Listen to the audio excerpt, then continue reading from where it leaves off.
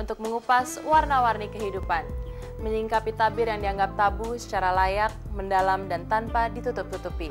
Semuanya akan disajikan dengan gamblang untuk menerangi malam-malam Anda.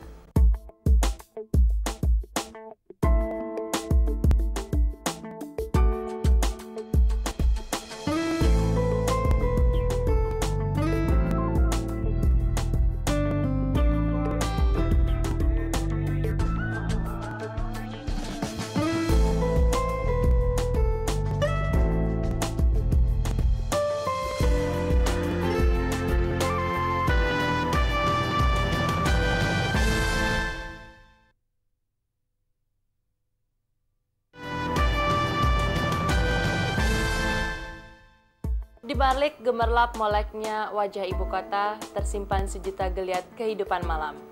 Salah satu di antaranya adalah keberadaan para pekerja seks berusia ABG. Mereka yang biasa disebut jablay ini memang memadati setiap sudut ibu kota Jakarta.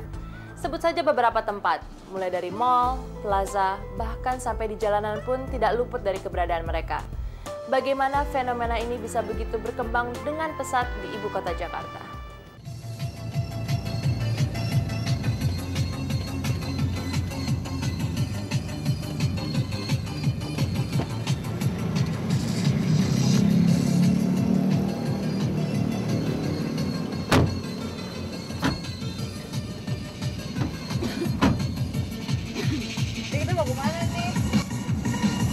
Pulang sekolah.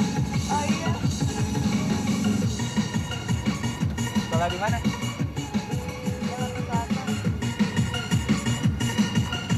Kenapa malu nyebutin nama sekolahnya? Apa? Malu lo nyebutin nama sekolah tadi ragu-ragu gitu. Enggak sih, malu juga. Ya, kita ke tempat biasa aja ya. Oh iya.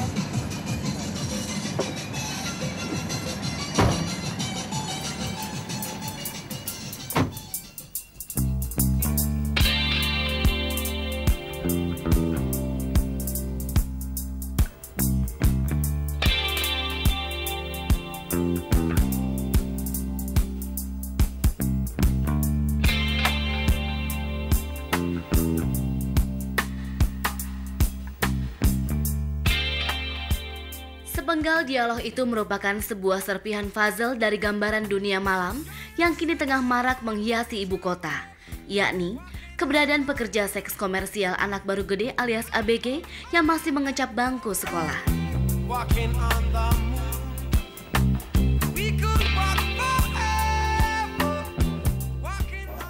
Nama gue Christine, umur gue 17 tahun. Sekolah gue salah satu SMA wilayah Jakarta Selatan. Kerjaan gue jadi jablay gitu deh. Jablay ya. Jablay itu apa sih? Pelacur. Udah lama. Udah setahunan gitu deh, gue masih sekolah.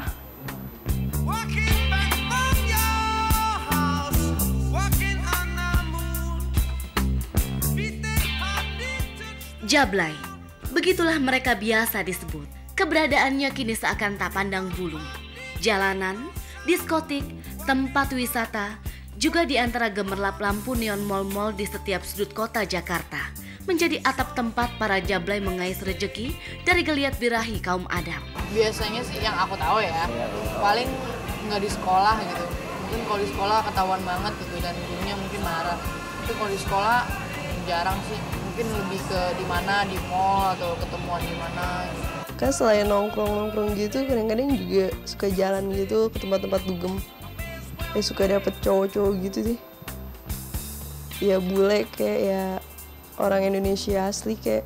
Gue kalau sore itu di Setu, kalau malam di Ragunan. Sekolah pagi, pulangnya langsung ke Setu. Nggak pulang dulu ke rumah? Enggak. Pulangnya nanti pagi.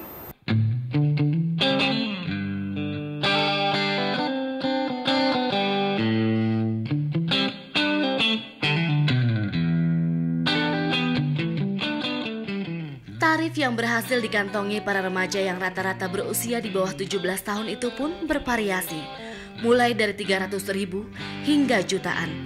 Acap kali para jablay tersebut menetapkan pembayaran di muka agar sang pelanggan tak melarikan diri sesuai menikmati indahnya surga dunia bersama mereka. Ketika saya di mall itu, saya ketemu teman saya itu. Kemudian dia menawarkan pada saya, "Bet, lo mau nggak kayak gini?" Kemudian itu pengalaman pertama kali ya. Terus saya bilang, "Coba deh, boleh deh." Kemudian saya diajak ke mejanya dia. Kemudian saya ngobrol-ngobrol dengan beberapa cewek anak-anak sekolah gitu ya. Ya ngobrol-ngobrol, awalnya kita ngobrol-ngobrol sebentar ngalor ngidul, kemudian sampai akhirnya ketemu harga dan ketemu dengan mana yang saya mau gitu ya. Kemudian ya kita langsung gitu loh. Ya standar lah 300. Iya untuk sekali main. Biasanya sih sebelum ML. Iya, soalnya aku ngeliat dari temen-temen gitu suka ada yang nggak bayar. Makanya gue mintanya ya sebelum ML gitu. Sebelum main, gue nggak mau kalau misalnya sudah main gitu. Karena gue takut dibohongin gini-gini, bisa kan? Nggak pernah sih, takut aja gue. Itu sebenarnya tergantung perjanjian awalnya kita dengan si ayamnya itu ya. Tapi pasarannya itu sekitar 500 sampai sekitar 1 juta itu.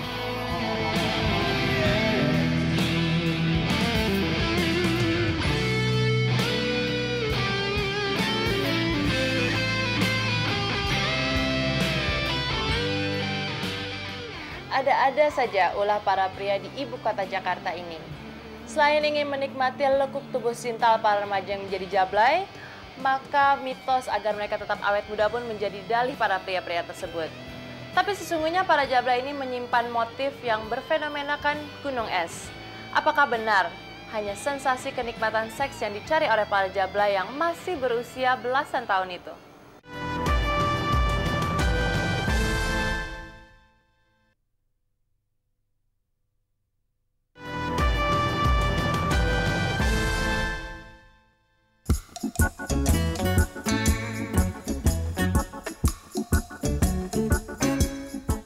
Merebaknya profesi baru remaja sekolah sebagai jablay di berbagai sudut Jakarta kini bak jamur yang tumbuh subur di musim hujan.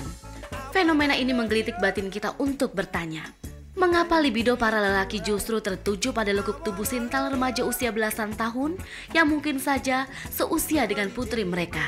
Dan jawabannya ada pada sebuah mitos lama. Saya juga ngerasa, wah, ini anak kok jadi seperti ini, apa saya nggak salah gitu loh, makanya mereka yang bisa dibilang masih di bawah umur. Tapi ya itu tadi, ketika birahi sudah di ubun-ubun ya logika seperti itu sudah hilang begitu aja. Nggak tahu, kalau saya ngerasa ada kepuasan tersendiri ya kalau kalau kita bermain dengan anak-anak sekolah itu ya. Dan menurut mitos kan itu bisa bikin awet muda ya, itu menurut beberapa orang ya. Pernah dengar sih kayak begitu, pernah dengar. Nah, kalau dibilang percaya, nggak juga, tapi dibilang nggak, ya memang banyak kayak begitu. Kayak om-om sedang gandeng cewek-cewek apa gimana. Mungkin ada suatu kepuasan kali. Kepuasan, itulah titik utama yang sesungguhnya dicari kaum pria ketika memilih para jablay sebagai teman bercinta. Pengetahuan remaja perempuan yang masih minim akan berbagai posisi menjadi tantangan tersendiri bagi keperkasaan para lelaki dewasa. Sensasinya, iya, dari pengalaman mereka tuh yang masih bisa dibilang nol lah gitu loh. Itu makanya disitulah sebenarnya kepuasan saya gitu loh. Jadi saya bisa mengarahkan dia untuk berbuat seperti apa gitu loh, karena masih keluguan mereka itu gitu. Jadi untuk gaya-gaya permainan seperti apa ya itu tergantung dari kitanya yang bimbing mereka gitu.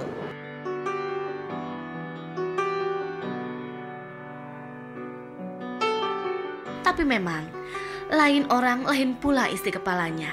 Justru karena kepolosan mereka, ada juga sebagian jablay yang tak bersedia menservis pelanggannya dengan gaya bercinta yang bervariasi atau cenderung menyimpang.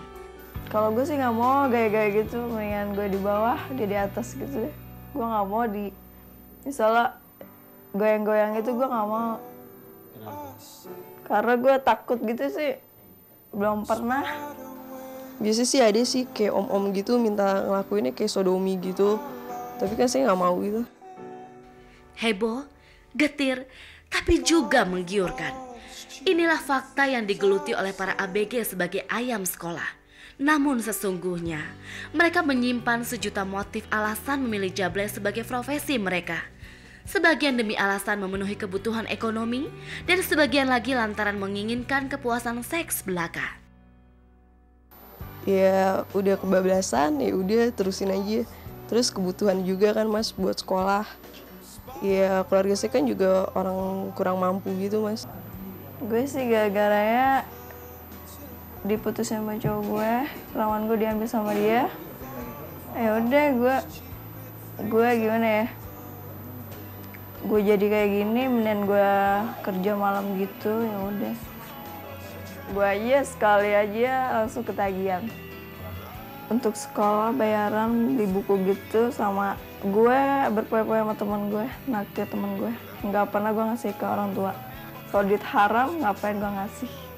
Alasan hura-hura pun turut menjadi bagian dari motivasi para ABG yang rata-rata masih duduk di bangku sekolah itu.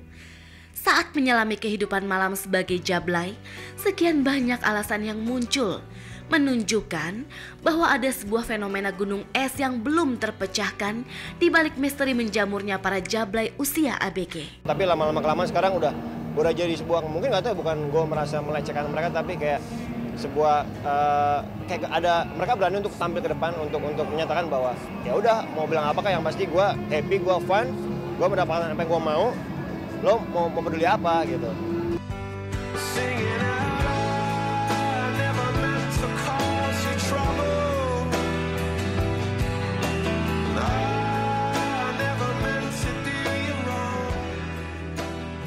Apapun motif yang menjadi alasan para ABG itu turun ke jalan dan menjadi pekerja seks komersial, untuk menjalani semua itu mereka telah berbohong pada keluarga dan juga guru di sekolah. Tapi entah mengapa justru keberadaan para Jablay ini semakin hari semakin mewabah.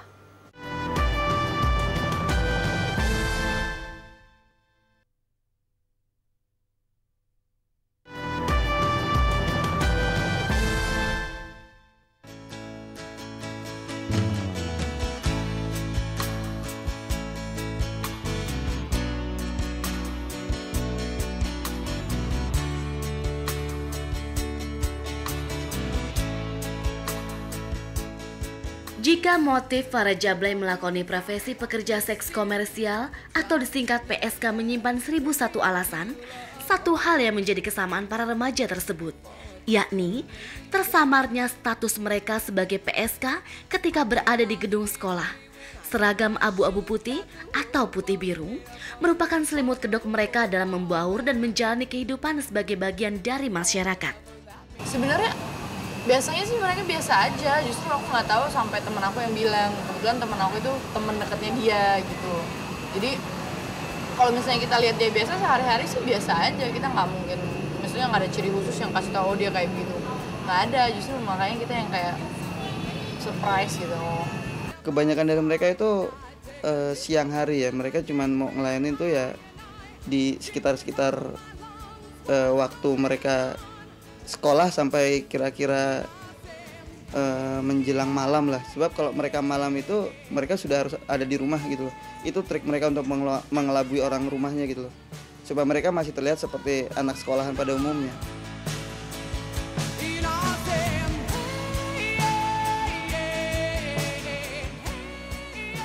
Kemampuan berkamuflase dan membaur yang dipunyai Jablay-Jablay itu semakin dilindungi oleh praktek terselubung para germo yang terkadang merupakan teman mereka tersendiri. Bahkan, mereka mempunyai jaringan tertutup yang sangat rapi. Ketika mereka sedang nongkrong di satu plaza, kita nggak bisa langsung datang ke mereka untuk melakukan transaksi seperti itu. Susah untuk hal seperti itu, sebab biasanya mereka itu tertutup. Jadi, mereka hanya mau dihubungi itu dengan orang-orang yang sudah dekat dengan mereka. Jadi, kalau kita belum biasa untuk mengkonsumsi mereka, ya susah sebenarnya. Jadi, awalnya kita harus punya orang yang dekat dengan jaringan mereka gitu. Iya, tanda kutip bisa germo, bisa kawan yang menjadi germo, atau germo yang menjadi kawan. Daya dan upaya terselundup praktek Jablay tersebut bukannya tanpa dalih. Umumnya, para PSK yang masih berusia belasan tahun ini ingin merahasiakan profesi mereka dari orang tua, teman sekolah, apalagi lingkungan sekitarnya. Ya sampai sekarang sih untungnya orang tua saya nggak tahu. Ya curiga juga sih mas. Cuman kan saya bilangnya kerja di salah satu toko juga. Jadi kalau malam saya kerja di salah satu kafe. Ya gue sekolah itu diomelin gitu deh. Bilang aja sama guru gue begadang gitu, pulang pagi, ya udah. Bilangnya gue nongkrong gitu, nongkrong sama temen gue.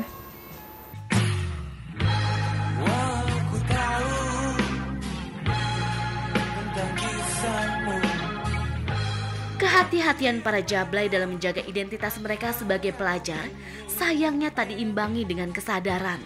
Banyak di antara para jablay yang hanya mengejar sensasi kenikmatan, tak menyukai menggunakan pengaman ketika bercinta. Ya ada rasa takutnya juga, ada rasa takutnya enggak. Tapi lu belum mau berhubungan pakai kondom nggak? Pernah pakai, pernah enggak. Dari lu sendiri? Kalau gue sih nggak mau pakai kondom gitu. Ya udah setelah dia ya udah. Habis itu dia pakai kondom ya udah. Pengen ngapain lagi? Gue sih nikmatinnya nggak pakai kondom gitu. Ya saya nggak mau. Tetap saya maunya pakai pengaman.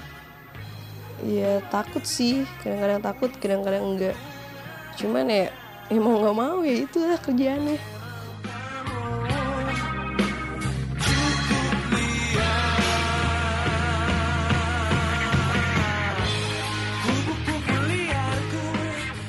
Apapun gejolak, motif, juga resiko yang mewarnai kehidupan ayam sekolah, mereka tetaplah manusia biasa yang tunduk dan takut manakala batinnya mengingat keberadaan sang holik. Jika sudah begitu, keinginan untuk keluar dari lumpur prostitusi pun mulai muncul. Tapi derasnya dunia seolah menghempaskan mimpi indah para jablay untuk mereguk kembali kehidupan normal tanpa seks pranikah. Ironis memang, di saat para remaja seharusnya berkonsentrasi pada pelajaran, justru mereka berada di jalanan untuk menjadi PSK. Tapi, inilah realita hidup. Satu hal yang tidak bisa dipungkiri, para jablay mengada karena bagian dari masyarakat turut andil menciptakannya. Iya kadang-kadang sih malu juga saat lagi berdoa gitu. Cuman ya mau nggak mau sih namanya kebutuhan. Ya maunya sih berubah. Cuma kalau berubah ya sekolah nggak ada yang biayain dong. Kebutuhan sehari-hari nggak ada yang biayain. Gue sih pengen berubah, tapi gue kalau udah lulus SMA aja baru berubah. Terpukul banget lah, itu mereka semua seumuran sama aku, mereka adalah teman-teman aku. Kita sama-sama anak sekolah, kita sama-sama butuh pendidikan, kita sama-sama punya cita-cita, tapi kenapa kok jalan untuk menuju itunya semua berbeda gitu. Om-omnya, mesti dia nggak boleh jemput dong, biarin aja gitu. Kalau nggak ada om kan nggak ada mereka gitu. Om-omnya nggak bolehin aja gitu.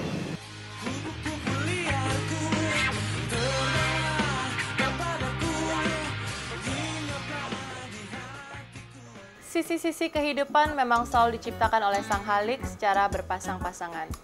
Selama masih ada kebaikan, maka akan ada kejahatan. Selama masih ada kebenaran, maka fenomena seperti jablay akan terus ada di tengah-tengah kita. Tapi bukankah kita hanya manusia biasa, sementara malaikatlah yang ditakdirkan untuk tidak mempunyai nafsu duniawi. Tahukah Anda bahwa sebenarnya coklat mampu membangkitkan keromantisan hubungan antara Anda berdua? Zat endorfin yang terdapat dalam coklat mampu merubah saraf otak yang tegang menjadi rileks dan memunculkan rasa gembira. Untuk itu, mengkonsumsi hot chocolate sebelum bercinta pasti mampu membangkitkan gairah yang lebih membara. Nah pemirsa, semoga tayangan kami tadi mampu membuka wawasan Anda untuk semakin menyelami lagi indahnya warna-warni kehidupan. Jangan lupa saksikan terus malam-malam hanya di SCTV, satu untuk semua. Yeah. Put your